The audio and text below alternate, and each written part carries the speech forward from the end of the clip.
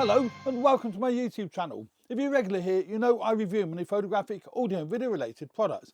Well, today I'm taking a look at a Canon lens. Now, I've reviewed many Canon lenses, but today we're looking at the Canon RF35mm f1.8 STM IS lens, and it's a great lens. I'd probably say that about every lens that I review, but some are better than others. I actually really do like this lens, and I'm going to explain why I do. Now, it's also classified as a macro lens. It's not a true macro lens, but I'll put some clips in of some macro shots I've taken of some watches, so you can get an idea how close you can get to the product and actually, you know, of a person or whatever, of a flower, whatever it is you might be, you know, needing it for. The big issue with macro is lighting. So I haven't lit this scene, you know, as well as I could have done, but it gives you an idea how close you can get to the subject. And of course, at an f1.8 aperture, you've got that incredible depth of field where you have to get your focus spot on, otherwise it becomes out of focus. And obviously you can have a foreground and the background out of focus. Now, I'm going to go through some photographs I've taken in the garden that'll illustrate that point, as well as the video clips that I've done of the watches. It's an RF mount lens, and I've got it fitted to my Canon RP at the moment. It is a full frame lens, so it is designed for the full frame bodies, such as the RP, VR, the R8, you know, so on and so forth. The R5, you get the gist. It will work on the APS-C bodies, and it works really well on the APS-C bodies. Now, I've used it very successfully on my Canon R7. I've done some video out in the garden of another review. I had it fitted to my Canon R7, and the video came out great. The eye autofocus and the face detect works brilliantly, as you'll see in this clip. So it's a great video lens. Obviously, if you're going to use it on an APS-C body, you've got to take into account the crop factor, the 1.6 crop factor, because the likes of the R7, which I'm filming the close-up shot at the moment, I would normally put the 35mm lens on the close-up camera. I've got the 40mm, the EF 40mm lens fitted to it at the moment, simply because I can't fit it to it while I'm filming, because obviously I've got the lens here. It's not on the camera that's doing the filming, it's on the body of the RP, so I can show you the lens. Now, it will work on the R7 and the R50. I've used it on the R50 as well for taking a few photographs. At the moment, I've got the 16mm lens on the R50. That's a great combination. And there will be a video up on my YouTube channel as to why I think the R50 with the 16mm lens is a fabulous combination, and one that I use on a regular basis when I go out. The RF35mm lens is a little bit bigger than the 50mm lens, as you can see here. And the main reason is the image stabilization that's built into the lens of the 35mm one, but there's no image stabilization in either the 50mm or the 16mm. But those three lenses create a great kit. So if you are, you know, keen on using prime lenses, get the 16, the 50 and the 35, and you've got a great combination there. And obviously on an APS-C body, take into account the crop factor, but if you've got both, you've got an even better combination. So you've got the crop factor to take into consideration on the APS-C bodies. So the 50mm is about 85mm, and that is brilliant because it becomes a portrait lens. Likewise, a 35mm is 56mm, thereabouts. So another short portrait lens. It's slightly more telephoto than a standard lens would be. But as I say, I've got it mounted on the Canon RP. Now, this lens isn't weather sealed. There's no weather sealing gaskets on the lens itself. So just be a little bit careful when you take it out in bad weather. A little bit of rain or whatever is not going to do it any harm. But, you know, other than that, it's a great lens. Now, on the side, you've got two switches. So you've got your stabilizer on and off. I tend to leave it on unless I am actually using it on a tripod. I'll turn it off, but otherwise using it handheld, I'll leave it on. And that's another reason why this is a great lens for the likes of the R8 and the RP. Those cameras don't have in-body image stabilization. So to have a lens with image stabilization in is great with those particular bodies. So you've got your image stabilization switch on and off there, and you've also got your manual focus, autofocus switch on the side as well. And that works fine. I use it in manual focus when I'm doing macro. Otherwise, on this particular body, it tends to hunt quite a bit. So I would use manual focus if you're doing macro. Although I have to say though, when I was doing the video of the watches on the R7, the autofocus actually works pretty well. So it depends on the camera body that you're using it on. But as far as video is concerned, I've only used it at the moment on my R7, and the video quality was great and the autofocus was great. As I said earlier, it picked out the eye beautifully, focused on the eye. It has got a fast focusing motor in this particular lens, and it is a silent motor, so you can use it for video. Although I don't worry about whether it's a silent motor or a noisy motor, because I don't use the microphones that are built into the camera. I tend to use wireless microphones like I'm using now. I'm using my DJI mic today. Could have used any of them, I've got plenty of them. But I'm using the DJI mic and it's on me, so it's not near the camera body. So it doesn't really matter how noisy the lens is. But I do appreciate if you're using an on-camera microphone, a gun mic or whatever, you don't want to be using a lens that's noisy for video. So it's a great video lens, it's a great photographic lens, and I'm going to show you a few stills in just a moment. So that's the Canon RF35mm lens. The lens is quite lightweight. It's not as light as the 50mm and the 16mm that we have here. That's the 50mm that we have there. Because obviously it's a bigger lens and it's got that image stabilization system in the lens, so it's going to make it just that little bit heavier. Yeah, great lens to take around with you. It has got your manual focus ring. It is actually a separate manual focus ring. So when you do put the lens into manual focus, the actual focus ring will work as a manual focus lens. It doesn't do that on the 15 and the 16mm. You have to set it up in the camera body for that, because it's got a separate ring as your control ring, and it's a clickable ring, where obviously on these two it isn't clickable. But what's really nice, if you do set this ring up for aperture, it does click, and I think that's really nice. I haven't got it set up for aperture control, I've got it set up for exposure compensation. But you can set up this control ring for whatever you like, but it does click. You might be able to hear that.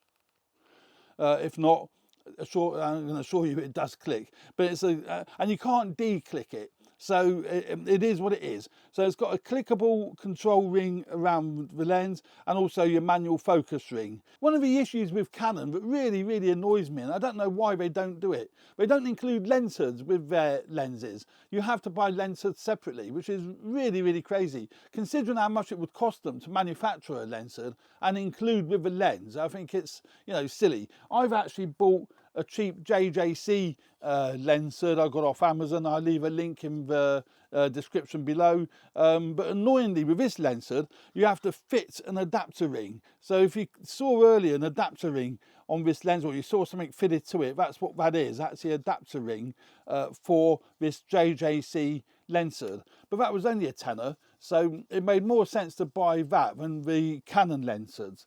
But it's a shame that they don't supply the lens hood in the box.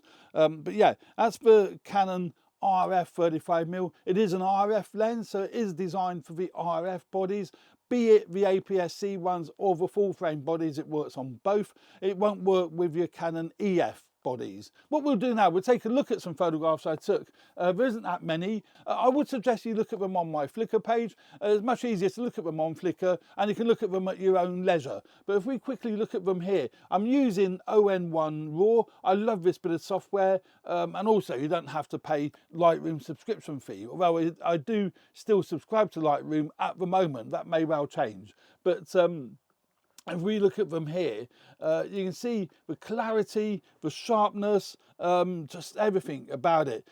Chromatic aberration is handled very well. I like the colours, but if you look now, most of these were shot around f1.8 because it is an f1.8 lens at its widest aperture. So great in low light and great for getting that depth of focus, that separation between you and the subject, or the subject and the background, depending on what it is you're photographing or filming at the time. So great from that point of view.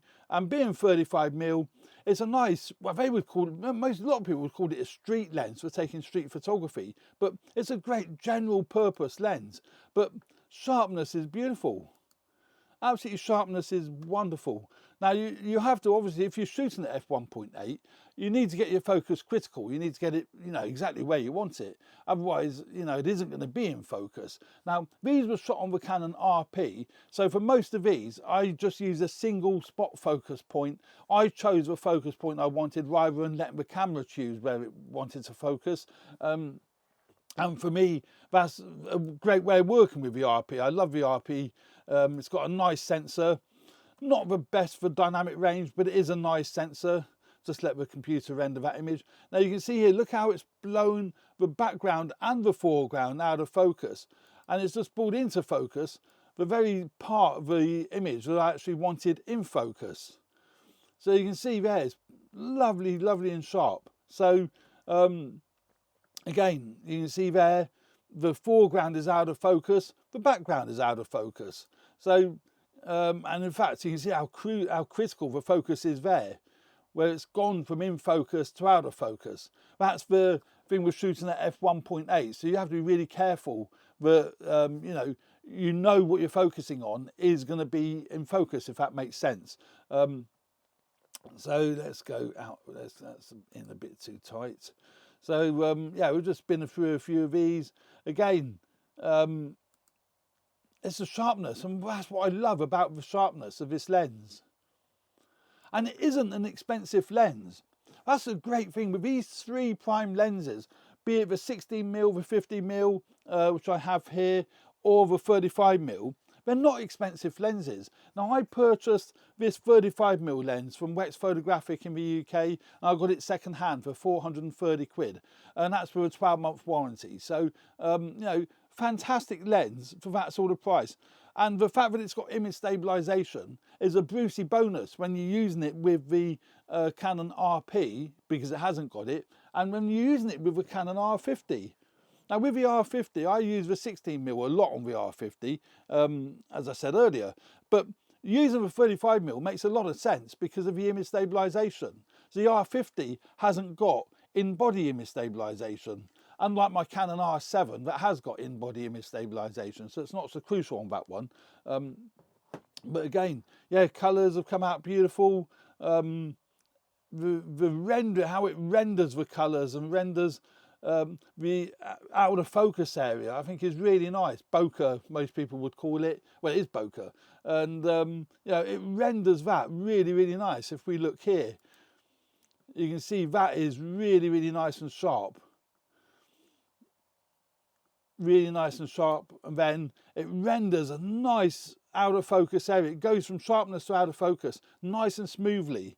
It's not aggressive, and again, everything is just really nice with this lens. It's a great travel lens, as well as it's a great video lens. As I said, the video clip I showed you earlier is great for video, and I will use it in the studio here as my main lens on my Canon R7, because it will blow the background out of focus, being that it's an f2.8 lens. The lens I'm using at the moment is a f2.8 lens, not an f1.8, so it's not throwing the background out of focus quite as nicely as what this 35mm lens will do when I use that lens for video. So there we go. That was a quick look at the Canon RF35mm STM IS f1.8 lens for the Canon RF bodies. Now, I thought you guys and girls might want to see how it does look on my Canon R7 as a close-up camera here in the studio. So I decided to finish this video off by putting the RF35mm lens on my Canon R7 and finishing off this video. You can see there's lovely separation between myself and the background. It doesn't blow the background completely out of focus, and I think that's lovely, because I really do think that people do like to see but there is a background as such. Otherwise, I could have just used a green screen, a white screen, or whatever. So it does create that lovely separation. And being 35mm, on the R7, as I said earlier, that works out to about 56mm, and I think that's a nice compromise, certainly in my small studio, between a true portrait lens, which would be something like an 85mm or even a 135. But I think the 56 here works out, you know, rather nicely, and you can use it as a portrait lens. So there we go. As for Canon RF35mm STM IS f1.8 lens, please subscribe to my channel if you haven't already done so. I would really appreciate that. Hit the like button if you like the content of this video. Would also really appreciate that as well. And don't forget to take a little look at the photographs that will be on Flickr. So thanks very much, and see you in the next video. Cheers for now. Bye.